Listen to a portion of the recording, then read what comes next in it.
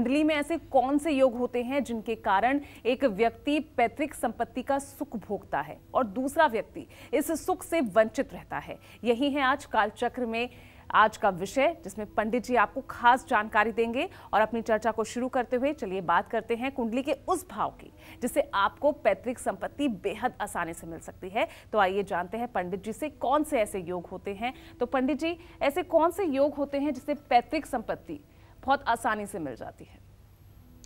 देखो पूजा, ऐसा है,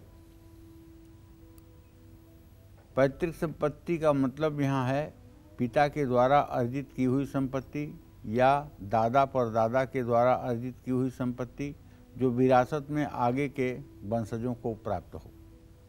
इसके लिए कुंडली में योग होता है। जिन लोगों के कुंडली में कुछ ऐसे महत्वपूर्ण योग होते हैं उन्हें सचमुच में पैतृक संपत्ति का लाभ मिलता है।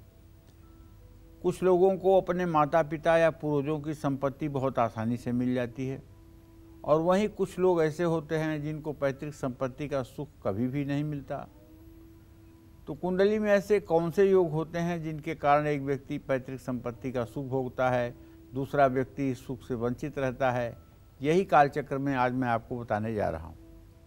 विषय बिल्कुल नया है, हो सकता है पूरी बात समझ में ना आए क्योंकि ज्योतिष की क्लिष्टता और विशिष्टता है, लेकिन हाँ इतना ज़रूर है कि अगर ध्यान देंगे और अपनी कुंडली अगर याद होगी तो कुछ चीज़ें ज़रूर आपको समझ में आएंगी।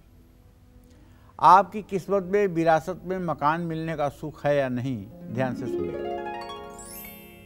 कुंडली में 8वें भाव का स्वामी अगर उच्च राशि में, अपनी राशि में या खुद के त्रिकोण भाव में हो, तो खुद के मूल त्रिकोण राशि में हो तो पैतृक संपत्ति मिलने की संभावना बहुत बढ़ जाती है। ऐसे व्यक्ति को संपत्ति पाने के लिए कड़ी मेहनत नहीं करनी पड़ती। कुंडली में 10वां भाव कर्म पिता से संबंधित होता है। 10वें भाव का संबंध किस्मत से धन की प्राप्ति को दर्शाता है। 10वें भाव के स्वामी का संबंध 8वें भाव के स्वामी से हो तो ऐसे व्यक्ति को विरासत में और बहुत आसानी से पैतृक संपत्ति मिल जाती है। तो कहने का मतलब यह है कि यहाँ 10वें भाव की भूमिका बहुत मुख्य है। 10वें भाव का मजबूत होना, 10वें भाव का बलवान होना, 10वें भाव का बली होना पैतृक संपत्ति को देने का संबंध रखता है। 10वें का निर्बल होना, 10वें का दुर्बल होना, 10वें का अस्त होना, 10वें का पाप पीड़ित होना पिता के द्वारा अर्जित की हुई संपत्ति को मिलने का संयोग नहीं बनाता है। जय मां विंध्यवासिनी।